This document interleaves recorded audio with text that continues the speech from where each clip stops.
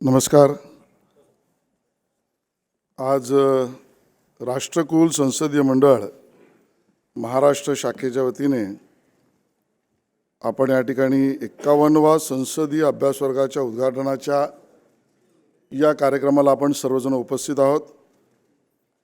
सभागृहामध्ये या ठिकाणी आपल्या सगळ्यांसोबत मार्गदर्शन आणि संवाद करायला महाराष्ट्र विधानसभा अध्यक्ष, माननीय सभापती विधान परिषद, माननीय उपसभापती, माननीय मुख्यमंत्री महोदय, माननीय उपमुख्यमंत्री महोदय, या सगळ्यांचं मी या ठिकाणी स्वागत करतो. आणि माननीय अध्यक्ष विधानसभा व माननीय सभापती विधान परिषद यांच्या शुभ हस्ते माननीय मुख्यमंत्री साहेबांचं या ठिकाणी पुष्पगुच्छ देऊन आपण स्वागत करूया. या लवकर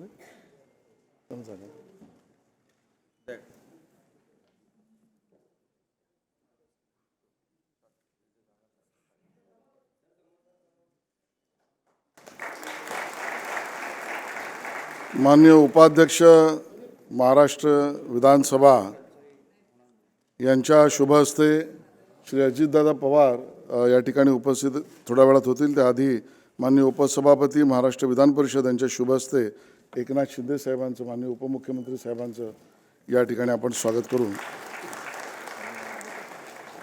श्रीमती मेघना तळेकर सचिव यांच्या शुभ हस्ते श्री चंद्रकांतदादा पाटील संसदीय कार्यमंत्री यांचं स्वागत आपण या ठिकाणी करू.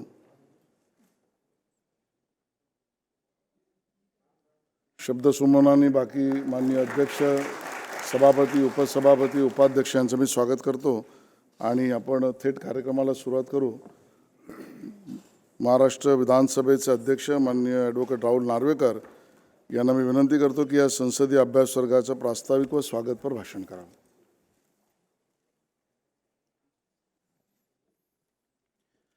नमस्कार. आजच्या 51व्या संसदीय अभ्यास वर्गाचे उद्घाटन सोहळ्यासाठी उपस्थित असणारे महाराष्ट्राचे यशस्वी मुख्यमंत्री आदरणीय देवेंद्र फडणवीस साहेब, त्याचप्रमाणे उपमुख्यमंत्री महोदय आदरणीय एकनाथ शिंदे साहेब, महाराष्ट्र विधान परिषदेचे सभापती आदरणीय राम शिंदे साहेब, त्याचप्रमाणे महाराष्ट्र विधान परिषदेच्या उपसभापती नीलमताई गोरे, महाराष्ट्र विधानसभेचे उपाध्यक्ष आदरणीय अण्णा बनसोडेजी, आदरणीय मंत्री महोदय श्री आशिष शेलारजी, उपस्थित आदरणीय मंत्री महोदय चंद्रकांतदादा पाटील, सचिव मेघना तळेकर, उपस्थित सर्व बंधूंनो भगिनींनो, सर्वप्रथम आपल्या सर्वांचे या 51व्या अभ्यास वर्गात स्वागत करताना मला अत्यंत आनंद होत आहे. नागपूर अधिवेशन याचा उल्लेख झाल्यानंतर पहिली गोष्ट आठवणीत येते ती संसदीय अभ्यास वर्ग. गेली 51 वर्ष आपण सातत्याने महाराष्ट्र कॉमनवेल्थ पार्लमेंटरी बोर्ड तर्फे आपण हा कार्यक्रम इकडे आयोजित करत आलो आहे. CPAनी अनेक कार्यक्रम हाती घेतले, त्यातला हा सर्वात जुना आणि महत्त्वपूर्ण कार्यक्रम आहे असं मला वाटतं. CPAनी अनेक परिसंवाद असतील, त्याचबरोबर अनेक पुस्तकांचं विमोचन असेल किंवा आमदारांचे परदेश दौरे असतील, हे सातत्याने हे कार्यक्रम घेऊन संसदीय लोकशाहीला बळकट करण्यासाठी नेहमीच प्रयत्न केलेला आहे आणि हा कार्यक्रम त्यातलाच एक भाग आहे. आपल्या सर्वांनाच माहीत आहे, संसदीय लोकशाही म्हणजेच पार्लमेंटरी डेमोक्रेसी ही गव्हर्नन्सचा एक पद्धत आहे आणि गव्हर्नन्सच्या अनेक पद्धती जगभरात आपल्याला दिसून येतात. पार्लमेंटरी डेमोक्रेटिक सिस्टममध्ये निश्चितपणे काही उणिवा असतील, पण मी आपल्याला निश्चितपणे सांगू शकतो, it is the best amongst the rest. आणि म्हणूनच सस्टेनेबल गव्हर्नन्स जर कुठे दिसून येत असेल तर ज्या देशांमध्ये पार्लमेंटरी डेमोक्रेसी अस्तित्वात आहे त्या देशांमध्ये सस्टेनेबल गव्हर्नन्स आपल्याला दिसून येतं. आणि म्हणूनच पार्लमेंटरी डेमोक्रेसीचं महत्त्व काय आहे हे वेगळ्याने सांगायची गरज नाही. पार्लमेंटरी डेमोक्रेसीला जर आपल्याला वाव द्यायचा असेल, अजून मजबूत करायचं असेल, तर या संसदीय लोकशाहीचं मंदिर म्हणजेच आपलं हे सभागृह, विधान परिषद असेल, विधानसभा असेल अथवा राज्यसभा किंवा लोकसभा असेल, या सगळ्या संस्थांना अधिक मजबूत आणि ट्रान्सपरन्सी यात आणणं अत्यंत आवश्यक आहे. हे करत असताना आपल्या सर्वांनाच माहिती आहे, आपलं संविधान, या संविधानातूनच या सगळ्या संस्थांना अधिकार प्राप्त झाले आहेत. नागरिक म्हणून आम्हाला अधिकार प्राप्त झालेले आहेत. आणि खऱ्या अर्थाने जर का आपल्याला पार्लमेंटरी डेमोक्रेसी टिकवायची असेल, अधिक बळकट करायची असेल, तर ह्या संस्थांमध्ये योग्यरित्या त्यांचं काम कसं चालतं, त्यांच्या कामाबद्दलची माहिती ही सामान्य जनमानसांपर्यंत पोहोचवण्याची गरज आहे. आणि मला खात्री आहे, अशा या अभ्यास वर्गातून आपण सर्वजण नेमकं विधानसभा, विधान परिषदेचं कामकाज कसं चालतं, तिथे फ्रुटफुल डिबेट्स कसे होतात आणि त्याचबरोबर तिथे जे संविधानात दिलेल्या तरतुदी आहेत त्यांचं पालन आणि अंमलबजावणी कशी होते याची संपूर्ण माहिती आपल्या सर्वांना प्राप्त होईल. संविधानात दिलेल्या महत्त्वाच्या तरतुदी म्हणजेच doctrine of separation of power असेल, किंवा आपण जर बघितलं असेल तर प्रिन्सिपल्स ऑफ कलरेबल लेजिस्लेशन असेल, किंवा फेडरल स्ट्रक्चरमधले बॅलन्स कसा ठेवायचा, या सगळ्या विषयांची तुम्हाला प्रॅक्टिकल माहिती अनुभवायला मिळणार आहे. कारण सभागृहाचं कामकाज जे आहे ते या सगळ्या सिद्धांतांना लक्षात ठेवूनच केलं जातं. आज आपल्या सर्वांचं इकडे स्वागत करताना मला अत्यंत आनंद होत आहे आणि मला खात्री आहे पुढच्या आठवड्याभरात म्हणजे पुढच्या 5 दिवसात आपल्याला या अभ्यास वर्गातून योग्य ती माहिती मिळेल आणि या माहितीच्या आधारावरती आपणही या देशात संसदीय लोकशाहीला कायम ठेवण्यासाठी आणि संसदीय लोकशाहीला बळकट करण्यासाठी आपला प्रयत्न चालू ठेवाल. परत एकदा तुम्हा सर्वांचं या 51व्या अभ्यास वर्गात मी स्वागत करतो. खूप खूप धन्यवाद. जय हिंद, जय महाराष्ट्र. धन्यवाद सन्माननीय अध्यक्ष राहुल नार्वेकरजी. आता आपण ज्या सभागृहाचं सर्व कामकाज ज्यांच्या अधिपत्याखाली होत आहे असे आपल्या महाराष्ट्र विधान परिषदेचे माननीय सभापती प्राध्यापक राम शिंदे यांना मी विनंती करतो की त्यांनी आपल्या सगळ्यांसमोर आपलं उद्बोधन करावं.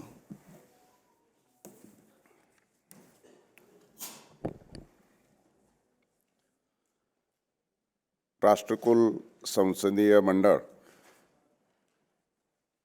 या 51व्या राष्ट्रकुल संसदीय अभ्यास वर्गाच्या उद्घाटन प्रसंगी उपस्थित असलेले आपले महाराष्ट्र राज्याचे आदरणीय मुख्यमंत्री देवेंद्रजी फडणवीस साहेब, आपल्या राज्याचे उपमुख्यमंत्री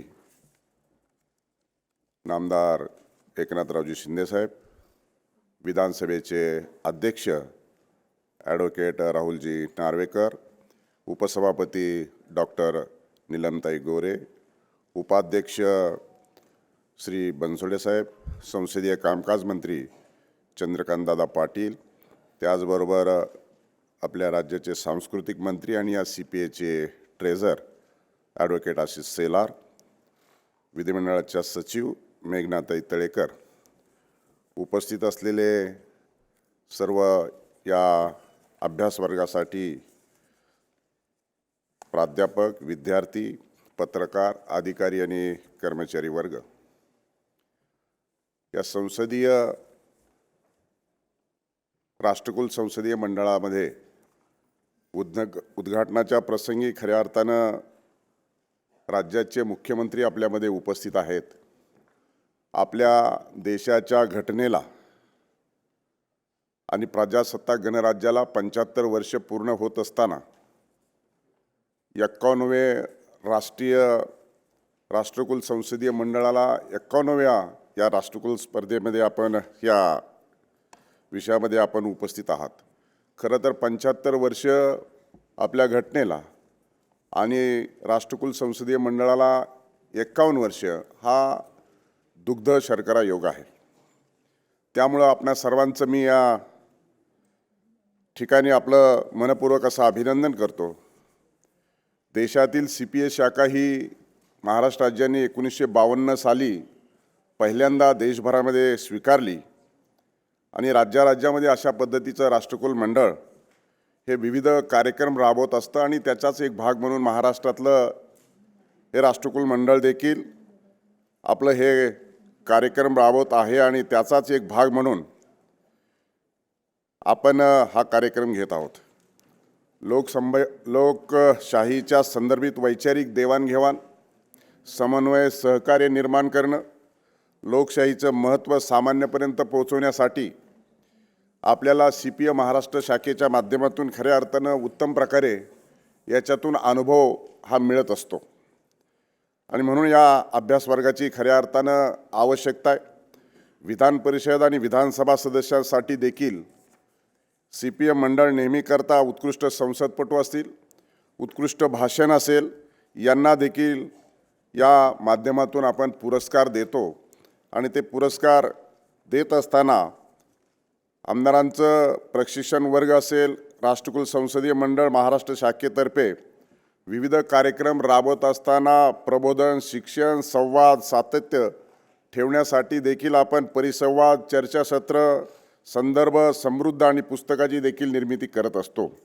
माननीय मुख्यमंत्री महोदयांचं जे राज्यघटनेवरती 75 वर्ष पूर्ण झाल्याच्या नंतर जे भाषण अतिशय चांगल्या पद्धतीचं आणि गाजलं आणि दोन्ही सभागृहातल्या दोन्ही बाजूच्या सदस्यांनी देखील त्या भाषण अतिशय चांगल्या पद्धतीचं आहे म्हणून आपण CPAच्या माध्यमातून, विधानमंडळाच्या माध्यमातून आजच महाराष्ट्राचे महामहिम राज्यपाल यांच्या हस्ते आज संध्याकाळी त्याचं प्रकाशन देखील करत आहोत आणि म्हणून निश्चित स्वरूपामध्ये आपल्या विधिमंडळामध्ये आणि सभागृहामध्ये कामकाज चालत असताना अशा पुस्तकांची देखील आवश्यकता असते आणि त्या संदर्भ ग्रंथ म्हणून देखील आपण वापरात आणतो. या सभागृहाच्या दोन्ही सभागृहाच्या आतापर्यंत 300पेक्षा जास्त सदस्य हे परदेश दौरे देखील या CPAच्या माध्यमातून झाले.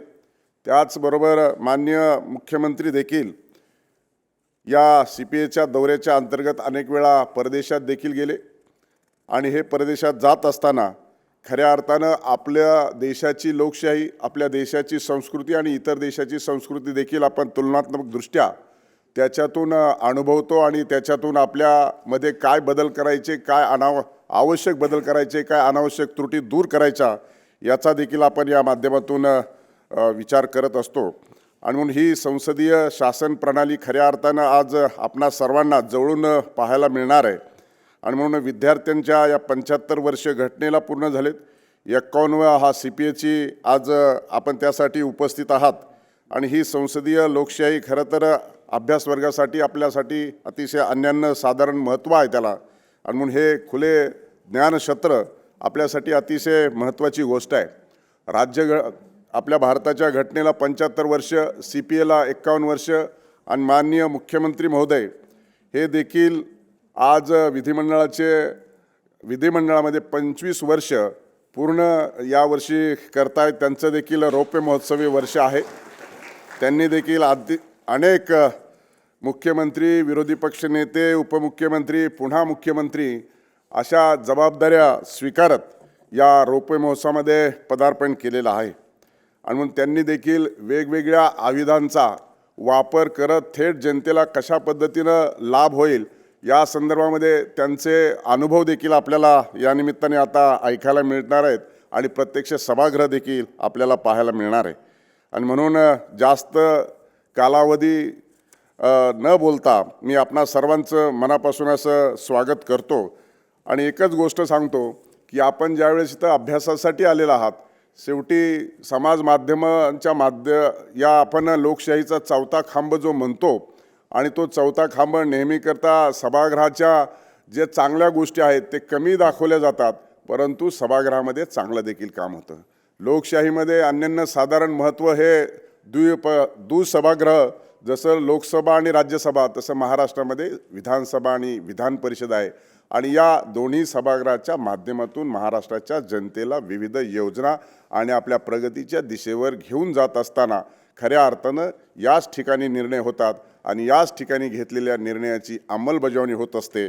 आणि म्हणूनसाठी फक्त सभागृहामध्ये गोंधळच होतो, वेळ वाया जातो, वादावादी होते, एवढंच नाही तर सभागृहामध्ये अशा कोणत्याही गोष्टी होत नाहीत, परंतु लोकांच्या नजरेत आणि लोकाला अनुभवायला जे मिळतं ते अर्ध सत्य आहे. खऱ्या अर्थानं या आपल्या सर्वांच्या सहभागामुळं ही वस्तुस्थिती नेमकी काय आहे ही नक्की आपल्याला आज पाहायला मिळणार आहे. आणि मला निश्चित विश्वास वाटतो की ही या संपूर्ण विषयावरती अभ्यासपूर्ण चर्चा आणि दोन्ही बाजूच्या सन्माननीय सदस्यांचं या संदर्भातलं योगदान अर्थसंकल्पीय अधिवेशनात देखील राज्यघटनेच्या आणि सर्वच गोष्टी आपल्याला आपल्यापर्यंत पोहोचवण्यासाठी निश्चित स्वरूपामध्ये हे उपयोग होईल. आणि म्हणून पिढ्यानपिढ्या हे सर्व विचार लोकशाही सदृढ करण्यासाठी आपल्या माध्यमातून निश्चित स्वरूपामध्ये परिणामकारक ही योजना आपल्यामध्ये उपयोगी येईल असा माझा विश्वास आहे. आणि म्हणून शेवटी एकच ओळ सांगतो की अटल बिहारी वाजपेयीजी जे सांगत होते की राजनीति एक कला है, यह सेवा का माध्यम भी है और नेतृत्व का भी. आपण या अभ्यासवर्गातून प्रेरणा घेत असताना पुढे समाजसेवाही करावी, या समाजाचं नेतृत्वही करावे अशा शुभेच्छा मी आपणा सर्वांना देतो आणि माझं बोलणं थांबवतो. जय हिंद, जय महाराष्ट्र. धन्यवाद राम शिंदेजी. त्यांनी आपल्या सगळ्यांसमोर या सभागृहात घडणाऱ्या प्रत्यक्षदर्शी सगळ्या गोष्टींचा उहापोह या ठिकाणी केला. आता आपल्या सगळ्यांसमोर खऱ्या अर्थाने ज्यांनी स्थानिक स्तरावर जमिनीवर काम केलं, सामान्यांचा आवाज ऐकला, सामान्यांच्या आवाजासाठी संघर्षाचा रस्ताही केला, पण त्यांना न्याय मिळवून देण्यासाठी संघर्षाबरोबर सभागृहाच्या सुद्धा आयुधांचा योग्य वापर करून आपल्या राजकीय कारकिर्दीत चढता आलेख केला, असे आपल्या महाराष्ट्राचे माननीय उपमुख्यमंत्री एकनाथ शिंदे साहेबांना मी निवेदन करीन की त्यांनी आपल्या सगळ्यांना या ठिकाणी मार्गदर्शन करावं.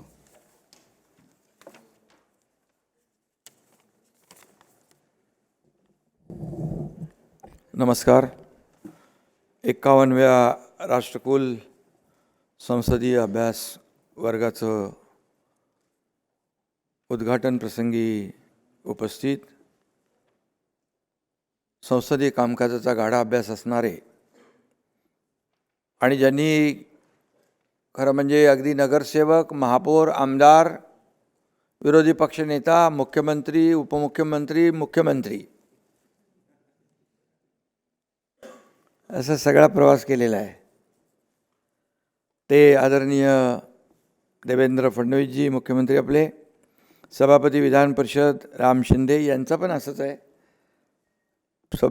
सदस्य विधान परिषद, विधानसभा, राज्यमंत्री, मंत्री, सभापती, ॲडव्होकेट राहुल नार्वेकर अध्यक्ष विधानसभा, ते देखील अतिशय आमचं विधानसभेचं सभागृह कसं चालवावं आणि आम्ही सत्ताधारी आहोत आणि ते सभा अध्यक्ष आहेत, त्यामुळे सभागृहामध्ये अतिशय शिस्तीने सभागृह चाललं पाहिजे या कटाक्षाने, म्हणजे सत्ताधारी पक्षालाही आणि विरोधी पक्षालाही दोघांनाही समान न्याय देणारे आपले राहुल नार्वेकर जे आहेत, आमच्या उपसभापती नीलमताई गोरे आहेत, त्यांनी उपसभापती असल्या तरी सभापती पदाचं इथं बराच काळ सभागृह चालवलेला आहे. उपाध्यक्ष अण्णा बनसोडेजी, आमचे संसदीय कार्यमंत्री चंद्रकांत पाटीलजी, सांस्कृतिक कार्यमंत्री आशिष शेलारजी, सचिव विधिमंडळ मेघना तळेकर आणि या अभ्यासवर्गासाठी उपस्थित सर्व माझे विद्यार्थी बंधू भगिनींनो, सर्वप्रथम मी राष्ट्रकुल संसदीय अभ्यास मंडळाचं मनापासून अभिनंदन करतो, त्यांना शुभेच्छा देतो. कारण दरवर्षी या अभ्यासवर्गाचं आयोजन केलं जातं. पॉलिटिकल सायन्स आणि पब्लिक ॲडमिनिस्ट्रेशन या विषयांचा अभ्यास करणारे विद्यार्थी समोरात आणि तुमचंही मनापासून मी या ठिकाणी सगळ्यांचं स्वागत करतो. आपल्या सगळ्यांना देखील शुभेच्छा देतो. खरं म्हणजे आपल्या महान संसदीय लोकशाहीचं हे सगळं भविष्य आहे, भवितव्य आहे असं मानणाऱ्यांपैकी मी एक कार्यकर्ता आहे. राष्ट्रकुल संसदीय मंडळाची शाखा सुरू करणारं महाराष्ट्र हे देशातलं पहिलं राज्य आहे. याचा देखील आम्हाला आणि आपल्या सगळ्यांना अभिमान असला पाहिजे. राष्ट्रकुल संसदीय मंडळाची खऱ्या अर्थाने शाखा सुरू केली आणि दरवर्षी न चुकता अभ्यासवर्गही या ठिकाणी होत आहेत. राष्ट्रकुल म्हणजे कॉमनवेल्थ हा शब्दच लोकशाहीचं सार सांगणार आहे आणि लोकप्रतिनिधी नेमकं काम कसं करतात आणि ते कसं करायला पाहिजे याचा अभ्यास तुम्हाला या ठिकाणी होईल आणि त्यातून देखील आपल्याला नक्कीच पुढची वाटचालीसाठी फायदा होईल. आपल्या देशाची खरी ताकद जर कशात असेल तर ती लोकशाहीत आहे. इतके धर्म, इतके पंथ, जातीपाती असे 140 कोटी लोक एकत्र शांततेने नांदताना आपण देशामध्ये पाहतो. ही साधीसुधी गोष्ट नाही आहे आणि म्हणून भारतीय लोकशाही फक्त रिप्रेझेंटेटिव्ह डेमोक्रेसी नसून पार्टिसिपेटरी डेमोक्रेसी आहे. त्यामुळे लोक थेटपणे शासनामध्ये सहभाग घेतात, प्रश्न विचारतात, मतप्रदर्शन करतात आणि विचार मंथनातून देशाच्या धोरणांना दिशा देतात. आणि म्हणून आपलं संविधान जे आहे, आपल्याला माहिती आहे भारतरत्न डॉक्टर बाबासाहेब आंबेडकरांनी आपलं संविधान लिहिलं.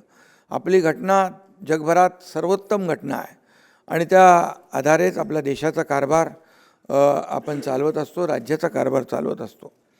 लोकशाही संविधान आपल्याला अधिकार देते आणि कर्तव्याची जाणीवही करून देते.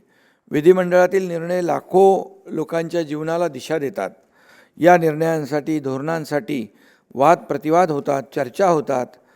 विद्यार्थ्यांनी या प्रक्रियेचा प्रत्यक्ष अनुभव घ्यावा म्हणून अशा प्रकारे अभ्यास मंडळाची आवश्यकता आहे. तुम्ही अनेक अभ्यासक, तज्ज्ञ आणि नेत्यांचे विचार इथं ऐकणार आहात, त्याच्या नोट्स काढणार आहात. ते शिकून तुम्ही तुमच्या पुढच्या करिअरमध्ये वाटचाल करणार आहात आणि तेव्हा आपण जे पुस्तकात शिकलो त्याच्यापेक्षा परिस्थिती किती भिन्न आहे हे तुमच्या लक्षात येईल. जमीन और आसमान में हमेशा फ़र्क होता है हे पण आपल्या लक्षात येईल. पुस्तकातले विचार आणि प्रत्यक्ष परिस्थिती यामध्ये जी मोकळी जागा आहे ती भरून काढण्यासाठी तुम्हाला या राष्ट्रकुल संसदीय मंडळाच्या अभ्यासवर्गाचा नक्की फायदा होईल असं माझं ठाम मत आहे.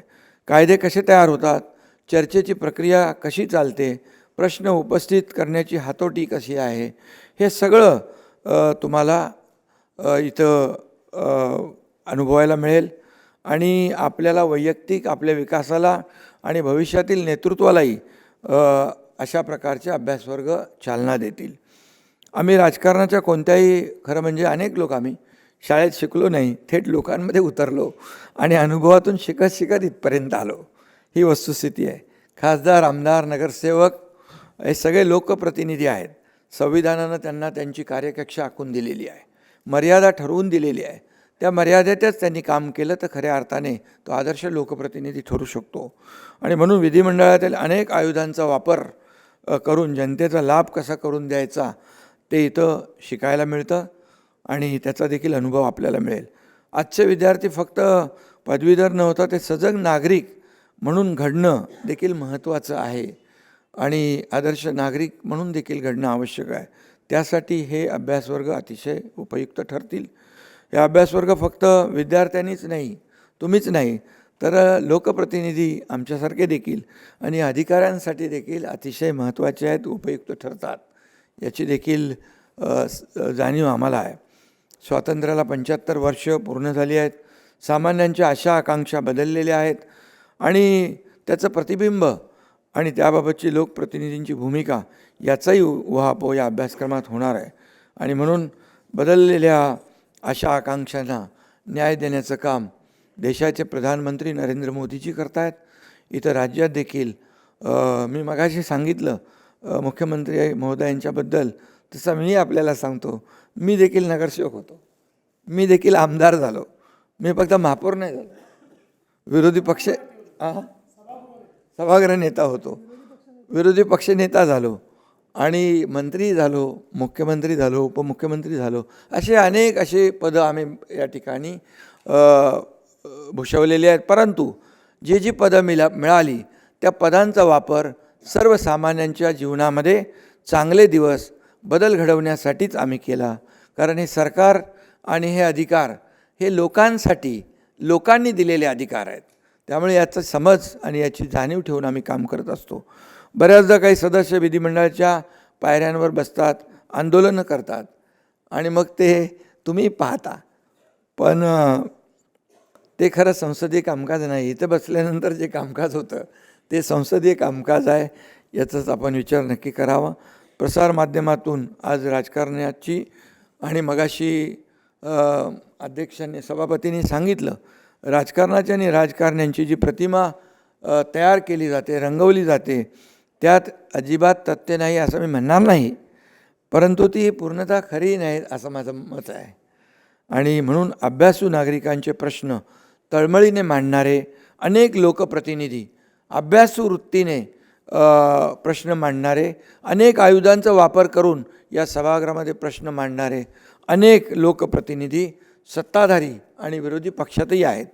आणि त्यामुळे सभागृहातील विविध आयुध, अधिकार, कर्तव्यांचा व्यवस्थित वापर करणाऱ्या अशा नेत्यांना, अशा लोकप्रतिनिधींना देखील तुम्ही हेरलं पाहिजे आणि तुम्ही रोल मॉडेल म्हणून त्यांना समोर ठेवलं पाहिजे. आणि त्यामुळेच खऱ्या अर्थाने तुम्हाला देखील पुढच्या आयुष्यामध्ये त्याचा नक्कीच फायदा होईल. तुम्हा विद्यार्थ्यांना मी विशेष शुभेच्छा यासाठी देतो, कारण बघा, तुम्ही आता इथं संसदीय कामकाजाचा अभ्यास करायला आलेला आहात आणि यामधून तुम्ही पुढे तुमची वाटचाल होणार आहे. कारण न जाणो तुमच्यातला कोणीतरी भविष्यात आमच्या खुर्चीवर बसलेलाही आम्हाला आवडेल, हे देखील मी या ठिकाणी सांगतो. कोणीतरी प्रशासकीय अधिकारी झालेलाही दिसेल. भविष्यात तुम्ही कोणत्याही क्षेत्रात जा, लीडर व्हा, नेता व्हा, ऑफिसर व्हा, जज व्हा, उद्योगपती व्हा किंवा चांगले पत्रकार व्हा. संविधानाचे भान ठेवून कार्यरत राहिलात तर आपला देश नक्की प्रगती करेल. आणि हे सर्व मी मगाशीच म्हणालो, तुम्ही उद्याचं देशाचं भवितव्य आहात. आणि म्हणून पुन्हा एकदा या उपक्रमाला आणि आपल्या सर्वांना मी मनापासून खूप खूप शुभेच्छा देतो आणि मनापासून आपल्याला सगळ्यांना धन्यवाद देतो. जय हिंद, जय महाराष्ट्र.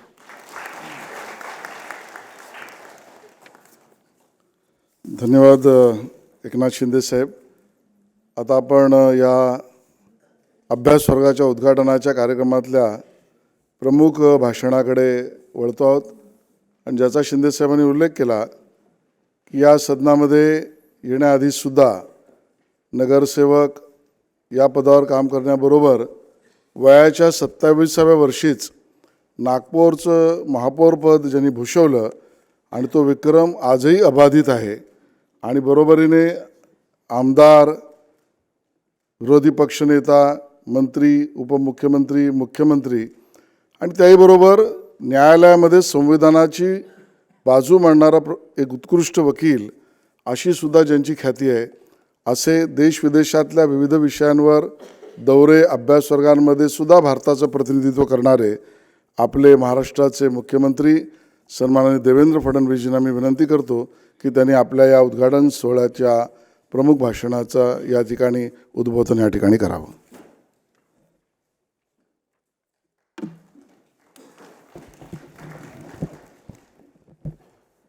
हिंदवी स्वराज्याचे सरसंस्थापक छत्रपती शिवरायांना मानाचा मुजरा करतो. भारतीय राज्यघटनेचे शिल्पकार भारतरत्न डॉक्टर बाबासाहेब आंबेडकर यांना मानवंदना अर्पित करतो.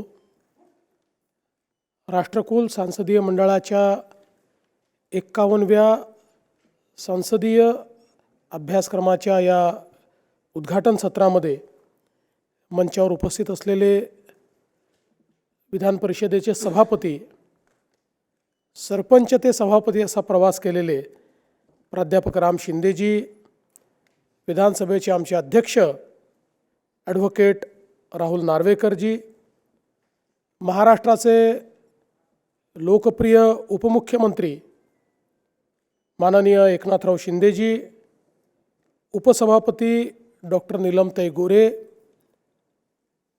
उपाध्यक्ष श्री अण्णा बनसोडेजी, संसदीय कार्यमंत्री सन्माननीय चंद्रकांत दादा पाटील, राज्याचे IT आणि सांस्कृतिक कार्यमंत्री आणि राष्ट्रकुल संसदीय मंडळाचे खजिनदार आशिष शेलारजी, आपल्या विधानमंडळाच्या सचिव मेघना तळेकर, या ठिकाणी उपस्थित आमचे विधिमंडळातले काही सहकारी देखील या ठिकाणी आहेत, ते सर्व आमदार आणि विशेषतः या अभ्यासवर्गाकरता या ठिकाणी उपस्थित असलेल्या सगळे माझे विद्यार्थी भगिनी आणि बंधूंनो, आज अतिशय मला समाधान आहे की दरवर्षीप्रमाणे यंदाही आपण या अभ्यासक्रमाची सुरुवात या ठिकाणी करतो. हा अभ्यासवर्ग एक प्रकारे लोकशाहीशी आपली जिवंत ओळख करून देणारा अशा प्रकारचा अभ्यासवर्ग आहे. आपण सगळे आपल्या अभ्यासक्रमामध्ये लोकशाहीची मूल्य शिकतो, वाचतो, समजून घेतो, पण प्रत्यक्ष त्या लोकशाहीची व्यवस्था चालते कशी हे समजून घेण्याकरता हा अभ्यासवर्ग अत्यंत महत्त्वाचा आहे. आणि मी तर असं म्हणेन की आपण सगळे लोक नशीबवान आहात 2 कारणांकरता. एक तर या सभागृहामध्ये बसण्याकरता लोक आपलं आयुष्य खर्ची करून टाकतात, त्यातल्या फार कमी लोकांना इथे बसायला मिळतं. तुम्हाला थेट या सभागृहात बसायला मिळालं, त्याच्यामुळे ते एक भाग्य आहे. आणि दुसरं, लोकशाहीची प्रक्रिया इतक्या जवळून बघायला मिळणं. जसं मगाशी माननीय शिंदे साहेबांनी सांगितलं की आपण जे काही पुस्तकात शिकतो आणि प्रत्यक्षात अनुभवतो यातलं अंतर हे आपल्याला पाहायला मिळतं. आणि म्हणूनच हा अभ्यासवर्ग अतिशय महत्त्वाचा आहे आणि दरवर्षी आपल्यासारखे अनेक विद्यार्थी या ठिकाणी होऊन लाभान्वित होऊन जातात. आपल्याला कल्पना आहे की भारताचं संविधान आता 75 वर्ष पूर्ण झाले आहेत आणि या संविधानाने आपल्याला लोकशाही दिली. भारतरत्न डॉक्टर बाबासाहेब आंबेडकरांनी या संविधानाची रचना करताना सगळ्यात महत्त्वाचं काम काही केलं असेल तर सामान्य माणसाच्या आशा, आकांक्षा आणि अपेक्षा या संविधानाच्या माध्यमातून पूर्ण करता आल्या पाहिजेत, अशा प्रकारची व्यवस्था उभी केली. संसदीय लोकशाहीमध्ये वेगवेगळ्या संस्था ज्या आपण उभ्या केल्या, त्या संस्थांमध्ये देखील ही शक्ती निर्माण केली की ज्यातनं सामान्य माणसाचे ॲस्पिरेशन्स हे आपण रिफ्लेक्ट करू शकू, त्याचं प्रतिबिंब हे त्या ठिकाणी उमटेल. आणि भारताची लोकशाही ही अनेक आव्हानांचा सामना करत आज अतिशय प्रगल्भ झाली आहे. याचं एकमेव कारण ज्या संवैधानिक संस्था आपण निर्माण केल्या त्या संस्थांनी त्या आव्हानांचा सामना करत आपल्या कारभारामध्ये प्रगल्भता तयार केली. आणि म्हणूनच आज जगामधली सर्वोत्तम लोकशाही म्हणून आपल्याकडे पाहिलं जातं आणि भारताच्या आसपासच्या सगळ्या देशांमध्ये लोकशाही टिकू शकली नाही. लोकशाहीचे विविध प्रकार आपल्याला पाहायला मिळाले, पण भारतामध्ये मात्र ही लोकशाही सातत्याने मजबूत होताना आपल्याला पाहायला मिळते. आणि मग या संविधानाने तयार केलेलं हे जे काही एक संस्थेचं रूप आहे, ज्याला आपण विधानमंडळ म्हणतो, कायदेमंडळ म्हणतो, देशामध्ये संसद आहे, राज्यामध्ये विधिमंडळ आहे. या विधिमंडळाच्या माध्यमातून राज्याचा कारभार कसा चालला पाहिजे या संदर्भातला प्रत्येक नियम हा देशाच्या संविधानाने दिलेला आहे. एक नियमांचं पुस्तक विधानसभेचं, एक नियमांचं पुस्तक विधान परिषदेचं, त्या पुस्तकाच्या अनुरूप या ठिकाणी कारभार आम्ही चालवतो. पण या दोन्ही पुस्तकातला एक एक शब्द, त्यातली एक एक तरतूद ही देशाच्या संविधानाच्या आधारावर तयार केलेली आहे आणि संविधानापेक्षा वेगळी तरतूद त्यात करता येत नाही. आणि विधानमंडळामध्ये कामकाज करत असताना या विधानमंडळाचे जे काही त्या ठिकाणी वेगवेगळे फंक्शन्स आहेत, त्याच्यामध्ये अर्थातच हे कायदेमंडळ आहे. संसदीय लोकशाहीमध्ये इतकी सुंदर व्यवस्था केलेली आहे की आम्ही आमदार म्हणून विधानमंडळाचे सदस्य आहोत, पण ज्या क्षणी आम्ही मंत्री होतो, मुख्यमंत्री होतो, त्या क्षणी आम्ही एक्झिक्युटिव्ह होतो. अनेक लोकांना असं वाटतं एक्झिक्युटिव्हचा अर्थ आमचे IAS अधिकारी, आमचे सचिव. They are not the executives, we are the executives. आणि ज्या क्षणी आम्ही एक्झिक्युटिव्ह होतो त्या क्षणी या विधानमंडळाला आम्ही उत्तरदायी होतो. आमच्यावरचा अंकुश काय आहे? आमच्यावरचा अंकुश हे विधानमंडळ आहे. आम्ही कारभार कसा चालवतो याची स्क्रुटिनी कोण करणार आहे? त्याची स्क्रुटिनी हे विधानमंडळ करणार आहे. आणि म्हणून विविध जे काही विधानमंडळाला फंक्शन्स दिलेले आहेत त्याच्यामध्ये अर्थातच हे कायदेमंडळ आहे. वेगवेगळ्या प्रकारचे कायदे, ज्या कायद्याच्या माध्यमातून आपण नियमन करतो, विनियमन करतो, ज्या कायद्याच्या माध्यमातून लोकांच्या आशा आकांक्षा अपेक्षा या आपण त्या ठिकाणी मॅनेज करतो, असे सगळे कायदे हे विधानमंडळामध्ये आपल्याला पास करावे लागतात. दोन्ही सभागृहात ते मंजूर करावे लागतात. त्यानंतरच त्याचं कायद्यामध्ये रूपांतर होतं. आणि अनेक वेळा जेव्हा विधानमंडळाच्या कामकाजाचं रिपोर्टिंग होतं त्यावेळी क्वेश्चन अवरचं होतं, लक्षवेधीचं होतं.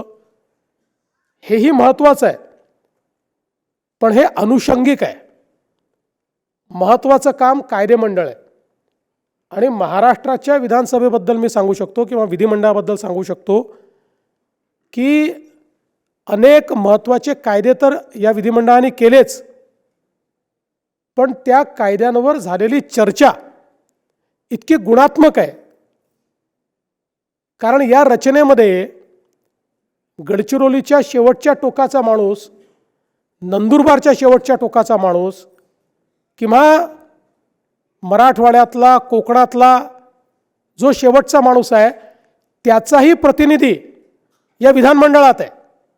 आणि त्यामुळे तो कायदा होत असताना त्या कायद्याचा परिणाम या शेवटच्या माणसावर काय होणार आहे त्याबद्दल मत मांडणारा, त्याची बाजू मांडणारा हा या सभागृहात आहे.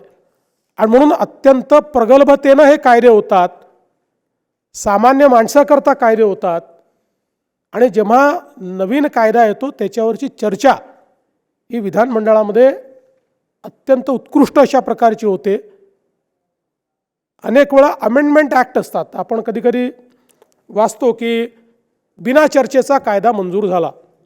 तो बिना चर्चेचा कायदा जो मंजूर झालेला असतो तो एका ओळीचा कायदा असतो की एखाद्या कायद्यामध्ये तारीख चेंज करायची आहे, इफेक्टिव्ह डेट चेंज करायची आहे, तर त्याच्यावर सगळ्यांचं एकमत असतं की हा काही महत्त्वाचा विषय नाही आहे आणि म्हणून सगळे मिळून त्याला पास करतात. आणि म्हणून तो त्या ठिकाणी बिना चर्चेचा होतो. आणि म्हणून मला असं वाटतं की कायदे करणं, आणि मी आमच्या सर्व आमदारांना देखील सांगतो की कायद्याच्या प्रक्रियेमध्ये आपण जर सहभागी झालो तर ती प्रक्रिया देखील इतकी सुंदर आहे. एखादा कायदा पास करतानाची प्रोसिजर ही जी काही संविधानाने घालून दिलेली आहे ती इतकी बृहद अशा प्रकारची आहे की त्याच्यामुळे कुठली चूक होणं, एखादा घाईघाईने विषय होऊन जाणं, या सगळ्या गोष्टी शक्य नाही आहेत. दुसरं महत्त्वाचं कामकाज जे या दोन्ही सभागृहात होतं आणि विशेषतः विधानसभेमध्ये होतं ते म्हणजे आर्थिक कामकाज. आमच्या तिजोरीची किल्ली ही विधानमंडळामध्ये असते. विधानमंडळाच्या मान्यतेशिवाय सरकार 1 रुपया देखील खर्च करू शकत नाही. आणि आता ही बघा किती सुंदर पद्धती आपल्याकडे तयार झाली आहे की प्रत्येक विभागाच्या मंत्र्याला बजेट मांडल्यानंतर त्या बजेटमध्ये त्यांच्या विभागाने काय मागणी केली आहे ही मागणी घेऊन विधानसभेपुढे जावं लागतं. आणि प्रत्येक विभागाची मागणी ही जस्टिफाय करावी लागते, त्याच्यावर चर्चा होते. ती मागणी कमी करावी म्हणून कपात सूचना त्याच्यात टाकता येते. आणि ती मागणी मान्य झाली की त्या विभागाचं बजेट मान्य झालं असं समजलं जातं. आणि मग सगळ्या विभागांच्या मागण्या मंजूर झाल्यानंतर एकत्रितपणे कायदा तयार करावा लागतो.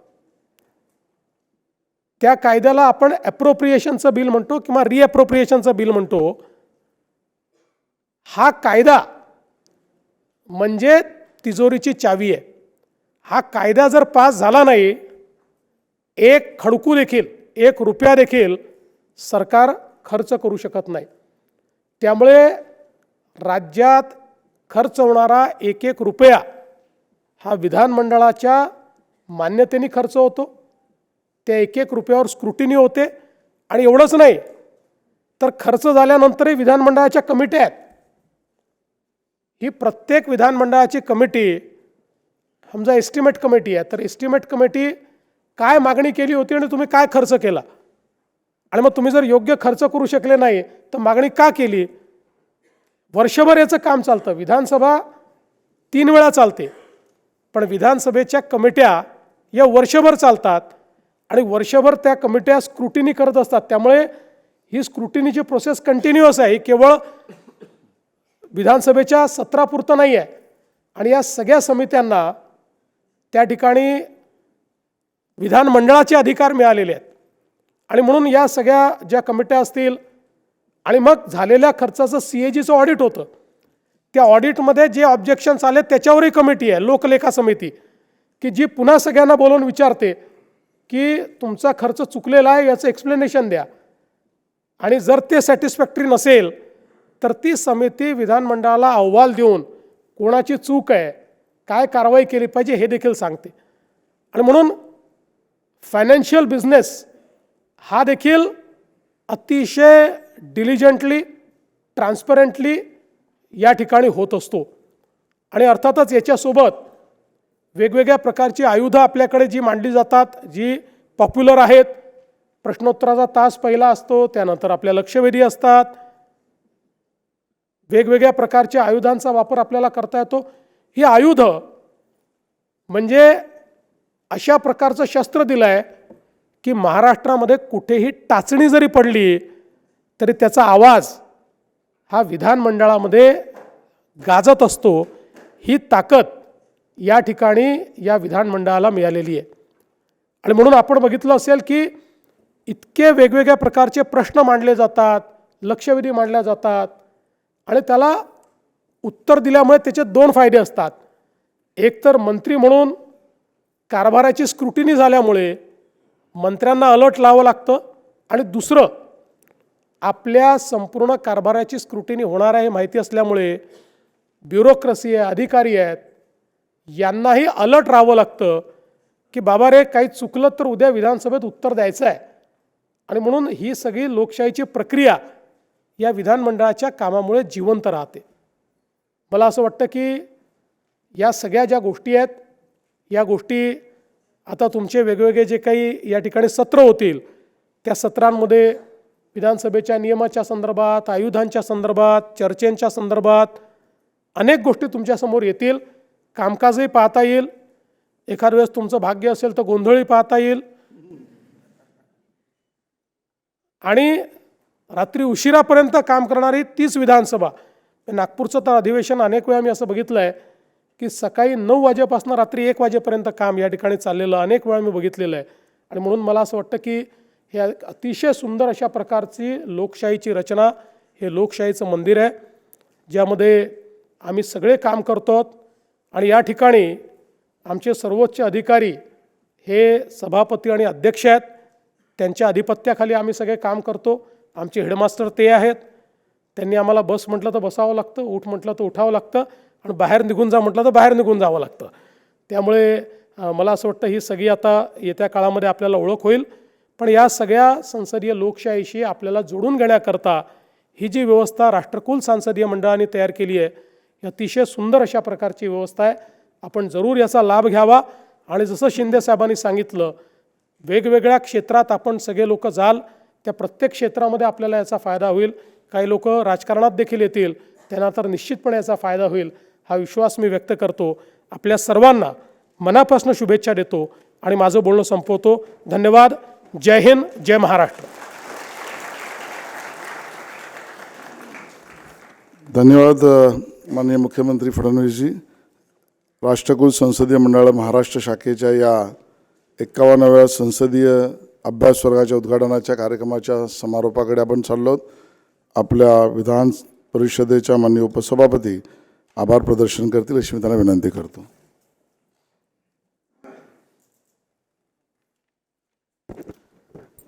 सन्माननीय माननीय सभापती महोदय, तसंच सन्माननीय विधानसभा अध्यक्ष, आपले सगळ्यांचे सुपरिचित आणि लाडके मुख्यमंत्री देवेंद्रजी फडणवीस, लाडके उपमुख्यमंत्री एकनाथजी शिंदे, सन्माननीय मंत्री महोदय चंद्रकांतदादा पाटील, सन्माननीय आशिषजी शेलार, उपाध्यक्ष अण्णाजी बनसोडे, मेघना तळेकर आणि सर्व माझ्यासमोर उपस्थित असलेल्या मित्रमैत्रिणींनो, राष्ट्रकुल संसदीय मंडळाच्या 51व्या सत्रामध्ये आपण सगळेजण आलेले आहात.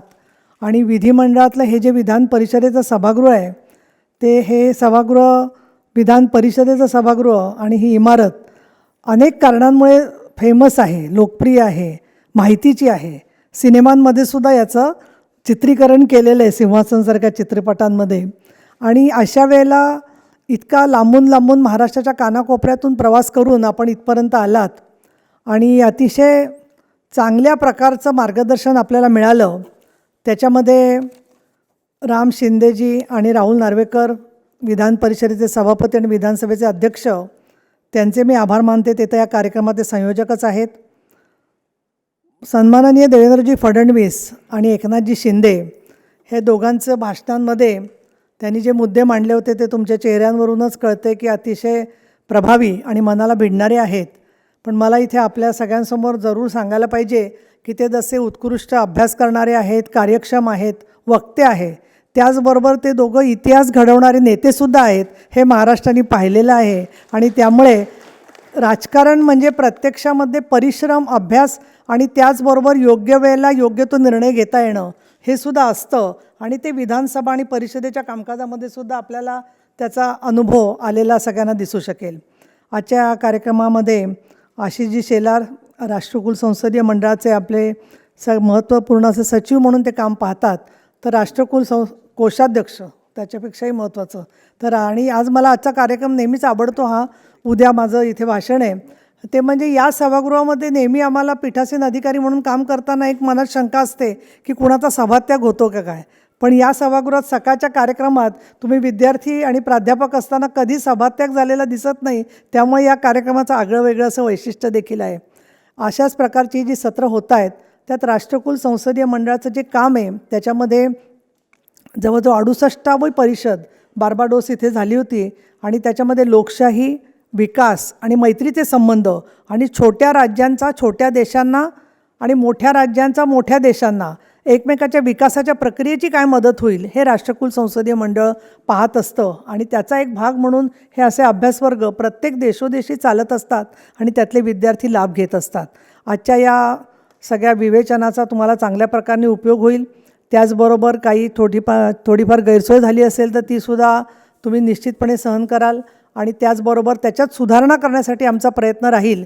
परंतु कोविडचा एखाद्या वर्षाचा अपवाद सोडला तर सातत्याने आपले प्राध्यापक आणि महाविद्यालयं सातत्याने यासाठी जे परिश्रम करून सगळेजण इकडे येत आहेत त्याच्यामधून माझी तुम्हाला एक छोटीशी विनंती अशी राहील की राष्ट्रकुल संसदीय मंडळाच्या कामाबरोबरच विधान परिषदेला 100 वर्ष झाल्यानंतर आम्ही एक पुस्तक प्रकाशित केलेलं आहे. विधान परिषदेचं महत्त्व आणि धोरणं आत्तापर्यंत काय झालेली आहेत.